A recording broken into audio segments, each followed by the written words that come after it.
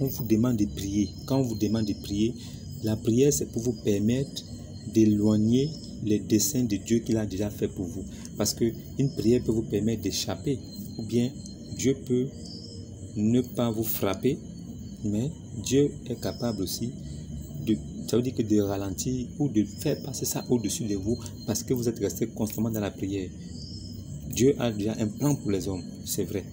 Mais le plan de l'homme, ça s'accomplit toujours. Ça veut dire que le plan que Dieu a déjà mis pour l'homme, là, ça s'accomplit comme ça.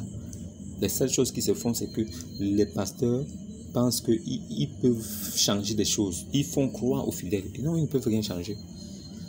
Ce qui va arriver, va toujours arriver. La prière, c'est pour nous éloigner du péché. La prière, c'est pour nous permettre de rester de bonnes personnes en société. La prière, c'est quand on est marié, c'est pour nous permettre de pouvoir supporter ce que la femme fait. La prière, c'est une adoration. Prier Dieu, c'est venir lui montrer qu'on a du respect pour lui. La prière, c'est ça. Montrer qu'il y a un divin et nous savons qu'il est là et nous prions. Nous savons que nous pouvons compter sur lui en toutes choses, parmi toutes nos demandes. Mais ce n'est pas parce que nous sommes vraiment chrétiens que tout ce qu'on demande, on obtient. La preuve, c'est que même vous-même qui êtes là, vous faites souvent des prières, mais vous n'allez pas me dire que toutes les prières que vous faites sont exaucées. Jamais. La plupart des temps, même les prières ne sont pas exaucées parce que ce n'est pas le plan de Dieu. Donc, vous pensez qu'un pasteur, parce qu'il dit qu'il est pasteur, il dit qu'il est homme de Dieu, envoyé de Dieu, de Jésus-Christ, lui va prier pour que les choses changent. Alors que vous-même, le responsable de votre destin, même si vous priez, ça ne changera pas. C'est quelqu'un d'autre qui va venir changer ça. C'est de la marmaille. C'est de la marmaille pure et simple. Ce sont de faux pasteurs. Demain dimanche, là, vous allez les voir encore dans les églises en train de chasser les démons, en train de délivrer les jeunes filles. Ils passent leur temps à délivrer les jeunes filles. Apparemment, les esprits là, les mauvais esprits là, les démons là, sont plus sur les femmes. La plupart des hommes ne sont pas dedans. Moi, j'ai assisté dans ces fausses églises là, un pasteur qui vient. Il dit il va chasser les démons. Alors il commence à prier de folie. Le feu. Mais moi, je suis là. Ça veut dire qu'il étend la main comme ça. Il étend la main. Genre pour dire que quand il fait comme ça, les gens vont tomber. Quand il fait comme ça, je vois une fille qui est à côté de moi, qui saute sur moi. Ça veut dire qu'elle fait comme si elle était possédée. Ça veut dire qu'elle saute à l'arrière pour me prendre. Ça veut dire que c'est une façon de te faire tomber aussi. Ça veut dire que si elle réussit son coup, si toi tu tombes, tu vas entraîner au moins 2-3 avec toi. Ça veut dire que le fait que vous tombez comme ça, on a l'impression que c'est sa main-là qui a fait ça. C'est des préparations. Ils se préparent à venir vous faire ça. Ça veut dire qu'ils font des entraînements dans des lieux secrets pour venir faire ça le jour J, le dimanche. Pour que vous tombiez ensemble, on va dire, oh, l'onction, il n'y a rien. Quand elle a fait comme ça pour tomber, j'ai esquivé. Elle est tombée seule. Donc, la vague qu'elle voulait faire avec moi, genre, elle me renverse, moi je renverse là. Quand j'ai esquivé, elle est tombée seule. Elle est restée au sol, là, elle a commencé à faire comme ça, elle convulsait. Mais est-ce que si tu es saisi du Saint-Esprit, tu confuses? Est-ce que le Saint-Esprit est une mauvaise chose pour que tu puisses tomber, tu commences à rentrer en transe comme si tu étais drogué? Non. Si tu es possédé du Saint-Esprit, c'est une bonne nouvelle. Le Saint-Esprit vient pour apporter une révélation aux hommes de Dieu. Le Saint-Esprit vient pour donner une nouvelle qui va constructive, une nouvelle positive qui va vous permettre de changer de cap et de réussir dans ce que vous faites. C'est pour ça que le Saint-Esprit vient. Le Saint-Esprit ne vient pas venir pour renverser une fille, qu'elle tombe, elle commence à bouger les pieds comme ça, et les gens de la sécurité viennent l'attraper. Ça veut dire qu'on vient maintenant l'attraper, elle est déjà possédée. Mais c'est le démon qui la possède. Si c'est vraiment le Saint-Esprit, vous n'avez pas besoin de l'attraper. Elle va se lever et vous dire que voilà ce que l'Esprit dit aux hommes. Voilà ce que l'Esprit dit aux hommes. Ce n'est pas le cas. C'est de la marmaille. Pure et simple. Si vous suivez ça, c'est votre affaire. Réveillez-vous. Réveillez-vous. C'est la seule chose que l'Église catholique n'a pas pris. Hein. Les églises catholiques, là, ils sont dans le faux.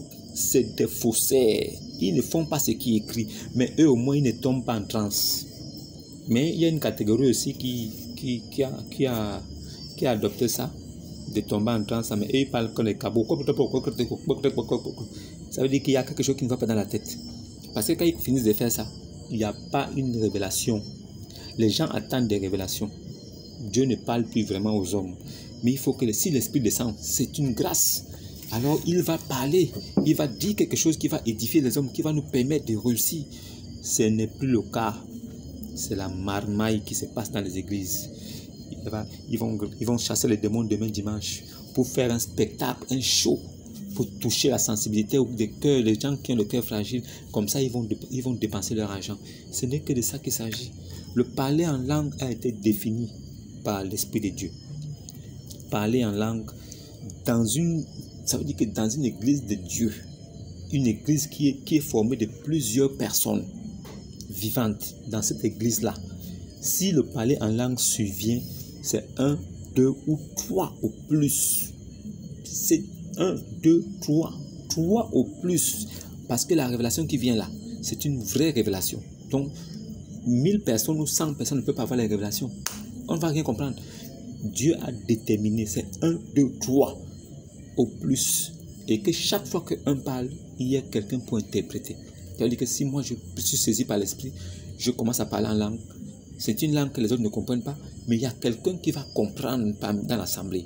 Lui, il va comprendre et c'est lui qui va traduire. Parce que lui aussi, en même temps, il est saisi par l'esprit et il traduit. S'il y a une deuxième parlant en langue, ce sera la même chose. Et le troisième, c'est pareil. Après, c'est fini. L'esprit ne peut pas attaquer tout le monde dans la salle. Tout le monde commence à faire comme des chimpanzés, des gorilles. Les gens sont là, ils grattent la tête, ils sautent, d'autres. C'est la folie. Tout ça, c'est une mise en scène pour vous arnaquer. Il n'y a pas la vérité. Il faut laisser ça. Le parler en langue, c'est pas comme ça. Tu m'entends? Le parler en langue, c'est biblique. Et comme le parler en langue, c'est biblique, c'est parler maintenant en animal. Donc, comme c'est biblique, vous êtes tous des animaux maintenant. Tout le monde parle, le pasteur parle, la femme du pasteur parle, et tous les fidèles aussi parlent en langue. Qui va expliquer? Qui va traduire? Quelle est la révélation? Quand ils finissent comme ça, ils transpirent, même après, chacun s'assoit. Il faut que tout le monde prouve à tout le monde que non, il est saisi de l'esprit. Je n'ai pas besoin d'être saisi de l'esprit. Je sais une chose, je connais le Saint-Esprit. Il parle par songe, par rêve, ou bien par révélation. Il ne parle pas par folie. Si quelqu'un devient fou, soit ils fument leur chanvre ou ils prennent peut-être les comprimés pour les rendre un peu zinzin avant de venir. Sinon, c'est une façon de venir vous mettre dans un confort et que vous sachiez que le Saint-Esprit est là. Le Saint-Esprit ne vient pas comme ça. C'est faux. C'est pas comme ça. C'est pas comme ça que le Saint-Esprit vient.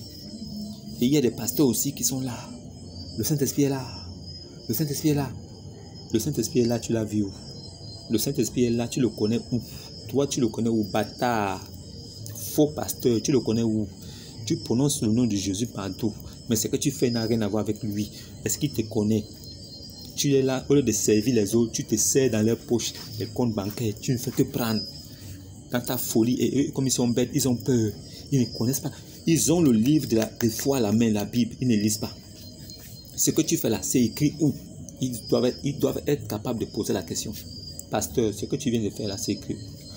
Celui qui, quand je parle, il faut venir s'aimer. Pasteur, c'est écrit où que quand on parle, il faut venir s'aimer. Parce que Jésus lui-même, il était sur la terre. Quand il parlait, il n'avait jamais dit aux gens de venir s'aimer. Toi, tu sors de venir s'aimer où? Il faut m'expliquer. Un pasteur qui ne veut pas travailler, il veut s'asseoir à la maison. Ce sont les fidèles qui travaillent. Le dimanche, il récupère tout l'argent, il met dans la poche. Il vit la belle vie. Belle maison, belle voiture. Chaque année, il change de voiture. Pendant ce temps, toi, tu es dans cette église-là depuis des années. Ta même voiture-là. Bâtard, tu n'as rien compris. Comme ta Bible-là, ça pèse. Tu es incapable de lire. Tu es illettré comme Mohamed. Est-ce que tu es illettré comme le prophète de l'islam? Tu n'es pas illettré. Pourquoi tu ne lis pas ta Bible pour voir si réellement ce qu'il fait là est écrit? Il raconte sa vie et vous dites Amen. C'était même bataille, Amen, Amen. Et il dit Amen, Amen, Amen, Amen. Vous dites Amen à quoi? Le Amen ne sort que pour Jésus-Christ. Quand il vous dit, dites, donnez-moi un Amen, donnez-moi un Amen. Vous lui donnez un Amen, il est qui? Le Amen sort quand la parole de Dieu authentique est prêchée. Quand le nom de Jésus-Christ est sorti et que les paroles qui sont dites là sont écrites. C'est là où l'Amen vient pour confirmer. Parce que le Amen accompagne Jésus. C'est pour lui le Amen. Un pasteur, donnez-moi un Amen. Pourquoi on te donne un Amen? Tu es qui? Et il y a des bâtards qui disent Amen dans l'ignorance. Et ils pensent qu'ils sont des chrétiens. Vous n'êtes pas chrétien. Vous êtes au même titre que les catholiques. Il n'y a pas de chrétiens parmi vous. C'est pas là pourquoi je dis il y a peu de chrétiens sur la terre. Parce que si tu es chrétien, tu dois avoir ces révélations-là. L'esprit te conduira au point où tu comprendras beaucoup de choses et personne ne pourra te tromper. Voilà pourquoi nous ne nous trompons pas. Tu ne peux plus me tromper, mon frère. quels qu'en soient les prodiges que tu feras devant moi, je vais examiner les paroles qui sortent de ta bouche. C'est en ton fruit que je saurai qui tu es vraiment. C'est en ton fruit, c'est en ce que tu feras, les actes que tu vas poser, que je saurai qui tu es. Le parler en langue n'est pas dans le désordre.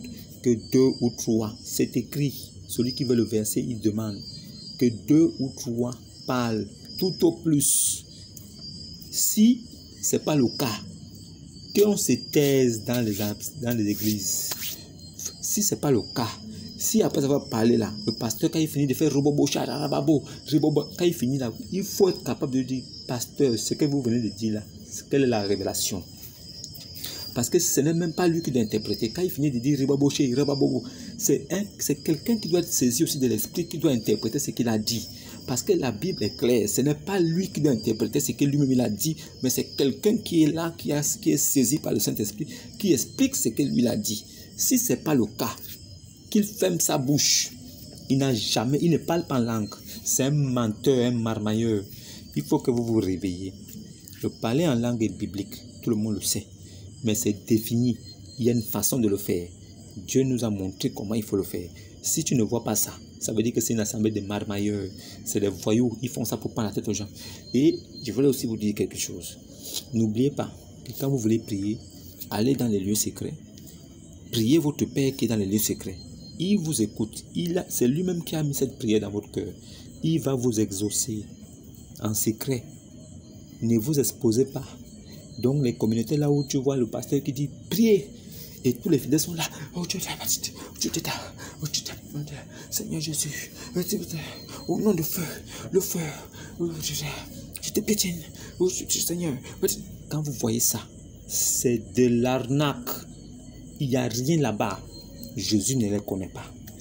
Dieu ne peut pas être dans une assemblée de fous comme ça, là où tout le monde mélange sa prière avec les autres. Vous êtes tous l'église des saints. Vous êtes tous le corps du Christ. Si vous êtes tous les membres du corps du Christ, que lui, Christ, il est la tête. Si lui, il est la tête et que vous êtes ses membres, alors, si vous êtes réunis, soyez réunis dans l'enseignement, dans l'édification.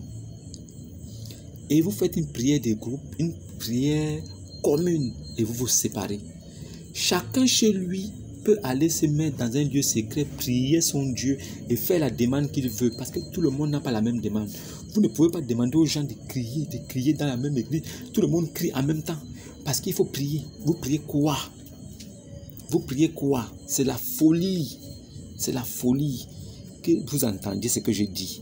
Si vous ne voulez pas, c'est pas mon problème. Moi je dis, j'ai commencé quelque chose, même quand je ne veux pas, je suis obligé.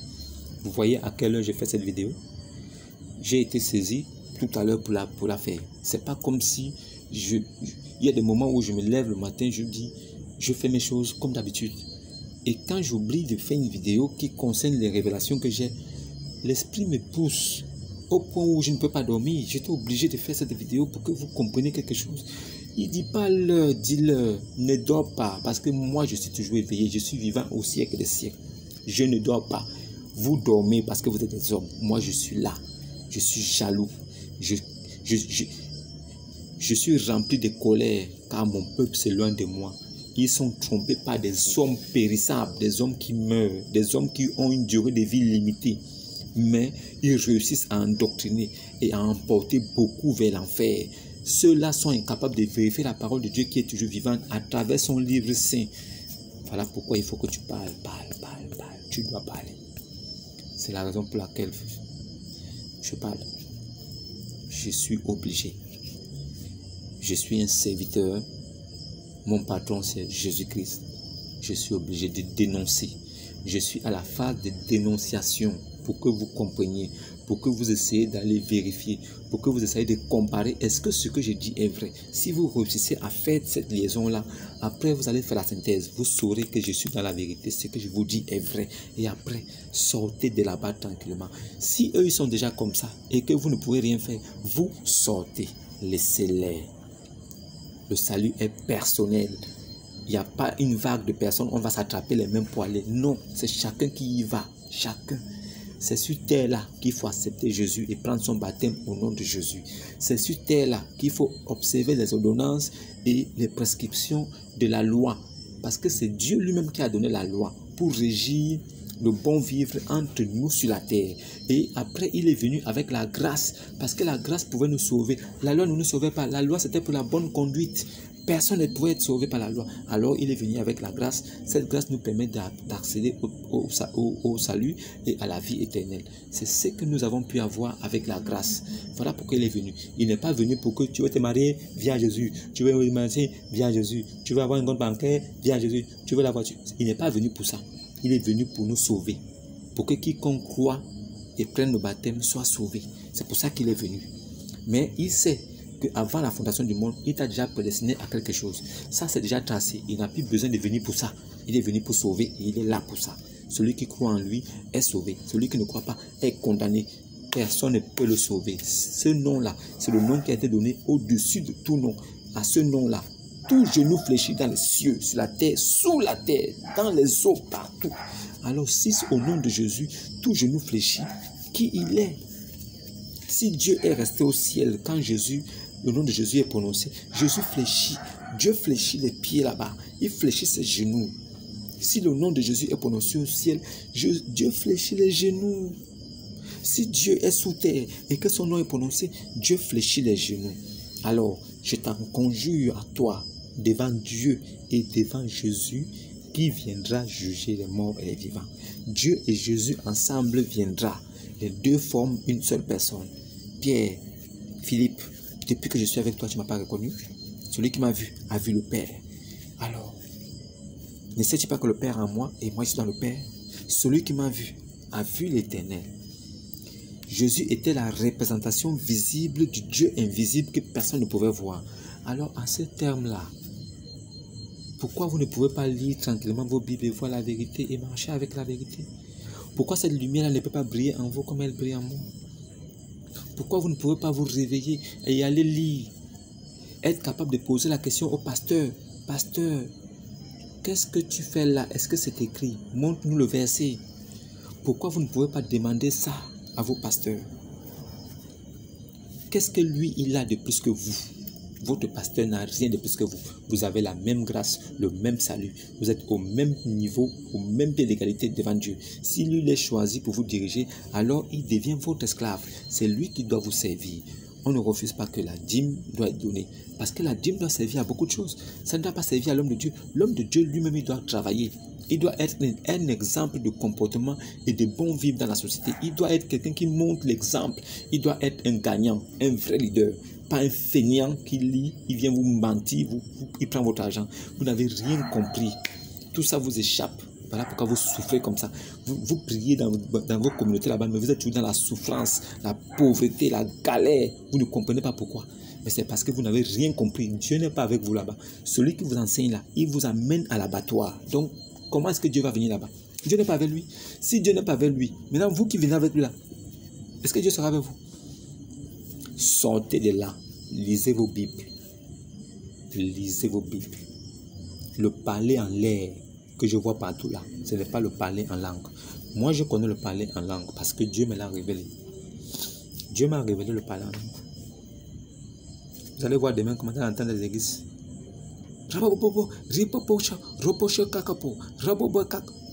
C'est quoi ça? Tu penses que si Dieu vient... Non, c'est quoi ça? Ce n'est même pas une langue. De toute façon, dont il prononce ça, ce n'est pas une langue. Parce qu'une langue, quand même, tu ne peux pas répéter les mêmes mots. Mais ça, ne sait pas parler. C'est comme si tu voulais dire papa, papa, maman, papa, papa, papa, papa, maman, papa, papa. C'est pas parler. De toute façon, je parle français là. Je parle le français. Et quelqu'un qui parle l'anglais là. C'est cette façon d'articuler là qui montre que la personne est en train de parler. Et il y a un traducteur qui est là qui va traduire. C'est comme ça le parler en langue. C'est comme si vous êtes tous des francophones et que quelqu'un parle en anglais et que vous ne comprenez pas. Il y a forcément un interprète là qui écoute ce que le gars parle en anglais et lui vous traduit ça en français et vous écoutez la révélation. C'est aussi comme ça que le parler en langue se fait. Qu'est-ce que vous n'avez pas compris? Réveillez-vous. Réveillez-vous. Réveillez-vous. Et que le salut et la paix vous visitent et que vous compreniez que Dieu est toujours vivant et que Jésus-Christ est vivant au siècle des siècles. Shalom et à demain.